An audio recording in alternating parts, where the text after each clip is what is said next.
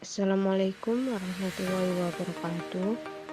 Perkenalkan, nama saya Mela Imratu Saliha, NIM 200509740002 dari kelas Pendidikan Teknologi Informasi 2020B.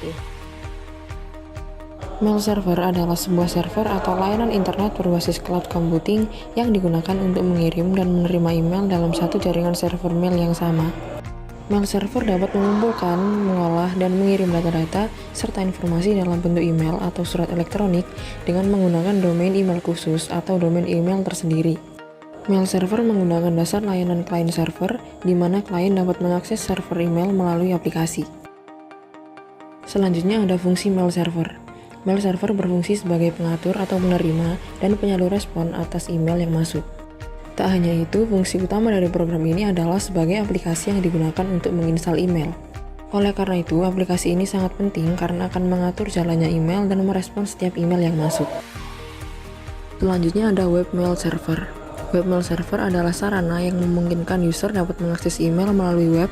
Dalam kata lain, webmail server adalah interface, dengan kata lain, sebuah email yang berada di dalam web, sehingga jika membuka email tersebut, kita harus membuka web terlebih dahulu dengan koneksi internet dan ini berbasis web. Selanjutnya ada protokol email. Ada 3 protokol utama dalam mengirimkan email melalui mail server, yaitu yang pertama ada SMTP atau Simple Mail Transfer Protocol, yang kedua ada POP3 atau Post Office Protocol V3, dan yang ketiga ada IMAP. Yang pertama ada SMTP, yaitu suatu protokol untuk berkomunikasi dengan server guna mengirimkan email dari lokal email ke server, sebelum akhirnya dikirimkan ke server email penerima. Proses ini dikontrol dengan Mail Transfer Agent atau MTA yang ada dalam server email. Berikutnya ada port SMTP default. Ada 2, yaitu port 25 yaitu port tanpa dienkripsi, dan port 426 yaitu port SSL atau TLS. Nama lainnya adalah SMTPS. Selanjutnya ada Post Office Protocol 3 atau POP3. POP3 adalah versi terbaru dari protokol standar untuk menerima email. POP3 merupakan protokol klien atau server di mana email dikirimkan dari server ke email lokal. Digunakan untuk berkomunikasi dengan email server dan mengunduh semua email ke email lokal, seperti Outlook, Thunderbird, Windows Mail, Mac Mail, dan sebagainya, tanpa menyimpan salinannya di server. Biasanya dalam aplikasi email terdapat pilihan untuk tetap menyimpan salinan email yang diunduh pada server atau tidak. Kelebihan menggunakan POP3 yang pertama adalah ketika email sudah diunduh melalui aplikasi lokal milik komputer, kita tidak perlu terhubung ke internet apabila kita ingin membukanya kembali. Yang kedua, kebanyakan tidak ada ukuran limit untuk email yang dikirim dan diterima. Yang ketiga, dapat membuka file attachment dengan cepat. Dan yang terakhir, tidak ada ukuran maksimal untuk mailbox kecuali harddisk komputer kita penuh. Selanjutnya adalah kekurangan menggunakan POP3. Yang pertama, jika JavaScript pada email reader diaktifkan, email phishing dengan embed JavaScript dapat terbaca di email. Yang kedua, semua pesan akan disimpan di komputer. Hal ini dapat mengurangi space pada harddisk komputer. Yang ketiga, semua file attachment diunduh dan disimpan dalam komputer. Karenanya, potensi komputer terinfeksi virus dari email lebih besar. Yang terakhir, folder email terkadang hilang. Jika ini yang terjadi, upaya restore cukup sulit dilakukan. Berikutnya adalah IMAP atau Internet Message Access Protocol. Seperti halnya POP3, IMAP juga digunakan untuk mengirimkan email ke lokal mail. Hanya saja terdapat sedikit perbedaan cara kerjanya. IMAP sendiri adalah merupakan protokol komunikasi dua arah sebagai perubahan yang dibuat pada lokal mail yang dikirimkan ke server. Pada dasarnya, isi email tetap berada di server.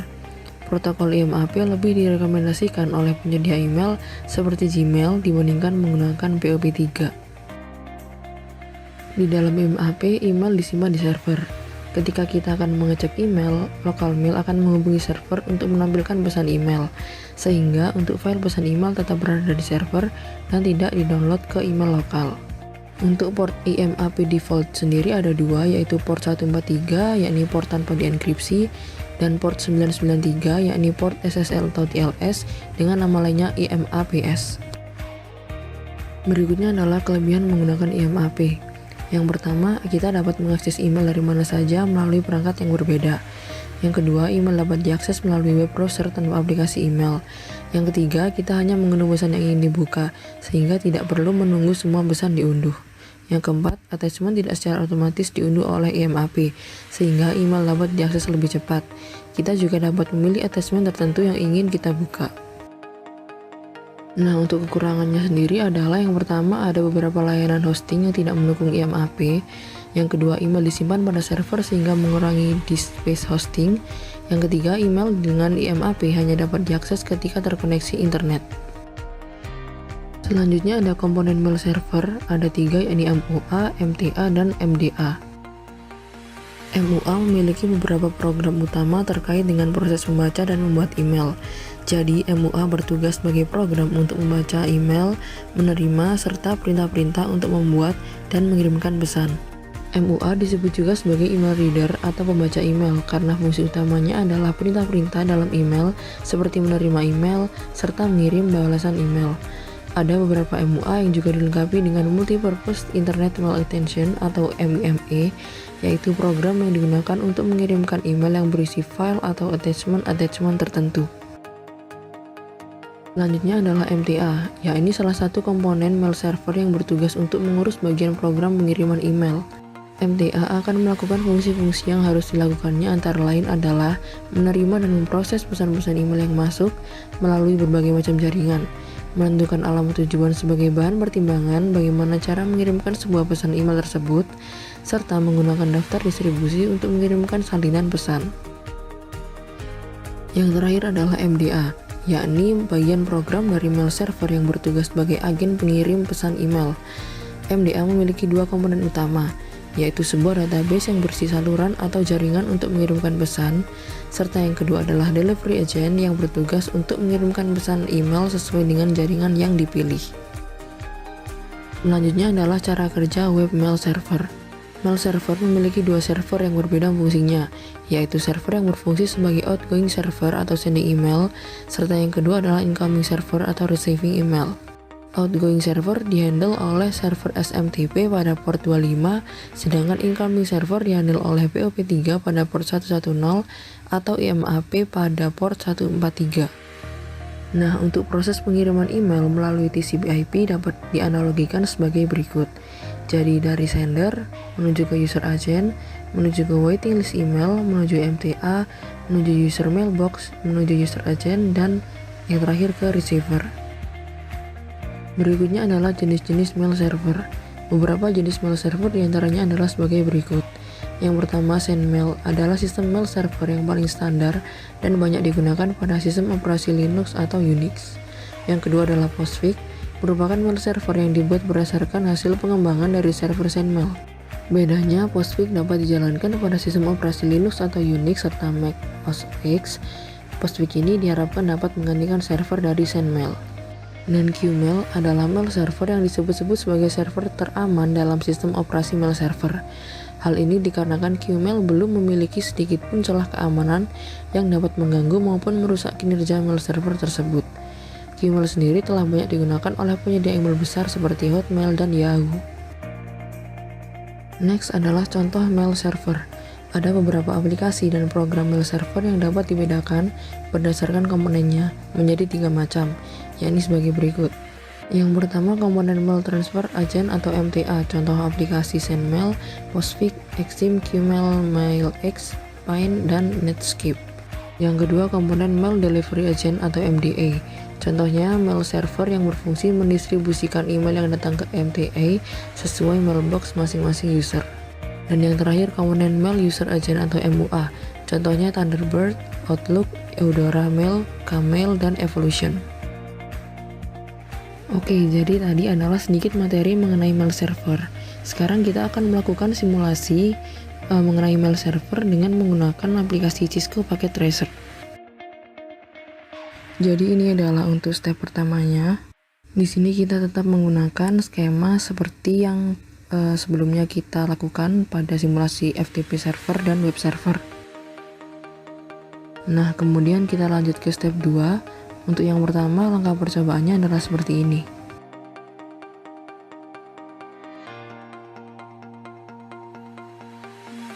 Jadi untuk langkah yang pertama adalah kita akan melakukan ping ke DNS server dan mail server. Untuk pertama-tama kita akan coba ping mulai dari PC1 terlebih dahulu. Ini adalah ping ke DNS server.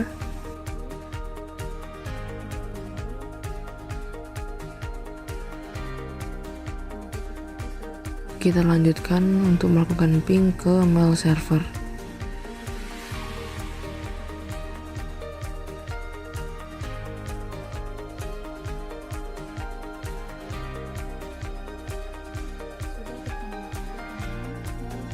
Karena sudah tersambung, sekarang kita lanjut ke PC 4.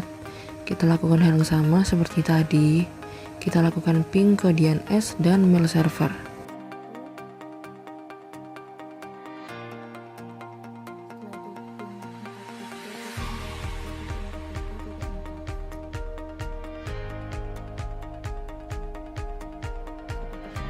Oke, jadi PC 4 juga sudah terhubung. Sekarang kita lanjut ke laptop. Kita lakukan hal yang sama juga seperti tadi.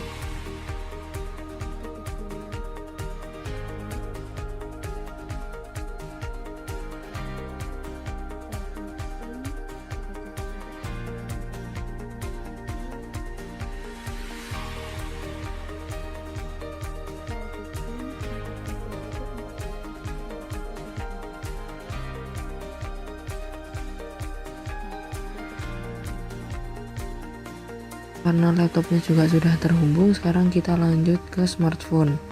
Kita juga lakukan ping ke DNS dan mail server melalui smartphone.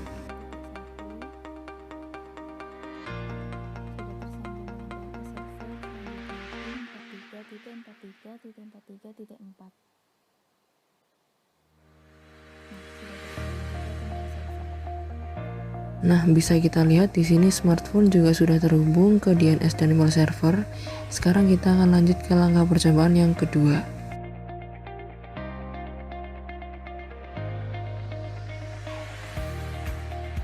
Nah, di step selanjutnya adalah kita akan menambahkan entry DNS.com pada DNS server.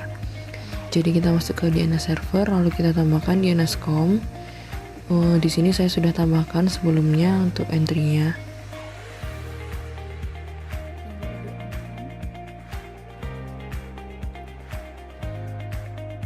Kemudian untuk langkah yang ketiga adalah seperti ini.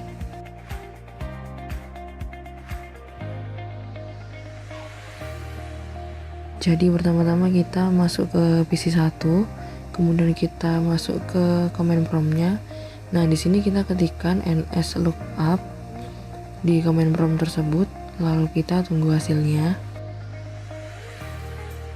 Oke, jadi hasilnya seperti ini, lalu kita lanjut melakukan hal yang sama melalui laptop.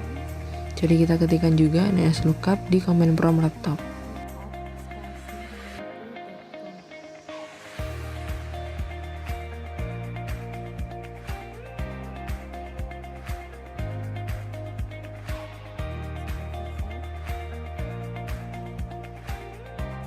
Next, kita lanjut ke langkah percobaan yang keempat.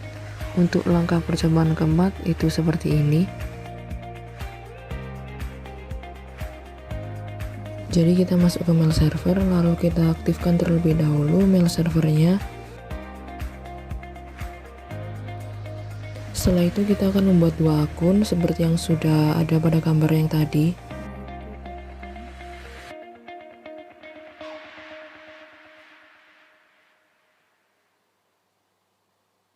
Yang ini user 1, passwordnya juga sama, yaitu user 1. Kita tambahkan. Selanjutnya yaitu user 2. User 2 ini untuk laptop dan user 1 untuk PC. Ini yaitu user 2.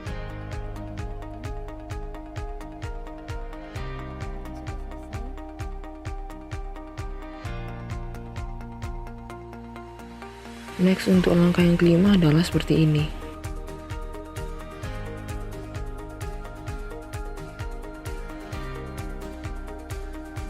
Nah, di sini pertama-tama kita masuk ke PC 1 terlebih dahulu. Kemudian di PC 1 ini nanti kita akan lakukan konfigurasi mail client, lalu mengirimkan email dari PC 1 ke laptop. Oke, jadi kita konfigurasi terlebih dahulu untuk mail client-nya.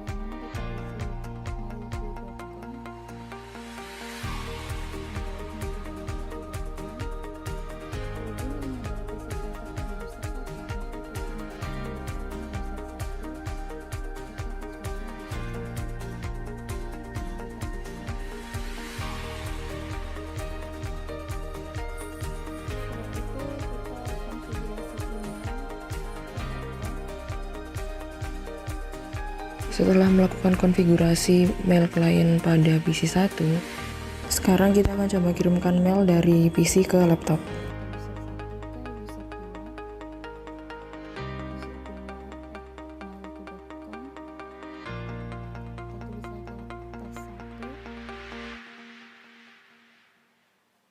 Kemudian pesannya ini pesan dari PC 1. Kita save.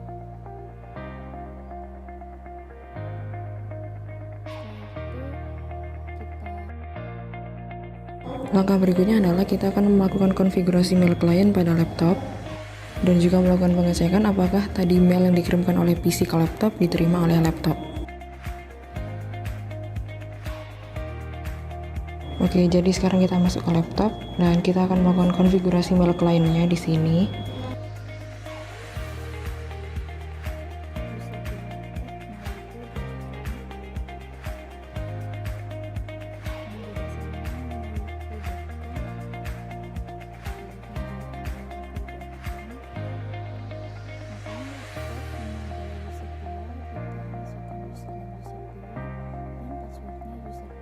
Setelah melakukan konfigurasi, sekarang kita akan beralih klik ke receive. Nah, di sini sudah bisa dilihat ya kalau email yang tadi dikirimkan dari PC diterima oleh laptop.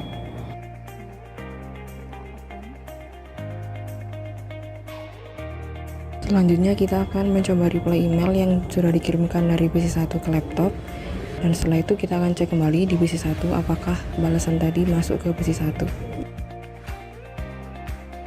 Nah, di sini langsung saja kita coba reply email dari PC 1.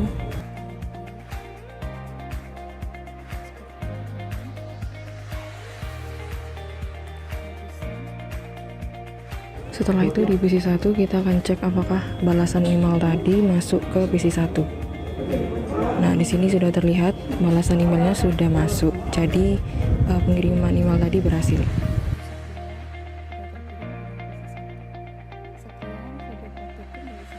Ya, mungkin sekian penjelasan dan simulasi mengenai mail server. Kurang lebihnya mohon maaf. Wassalamualaikum warahmatullahi wabarakatuh.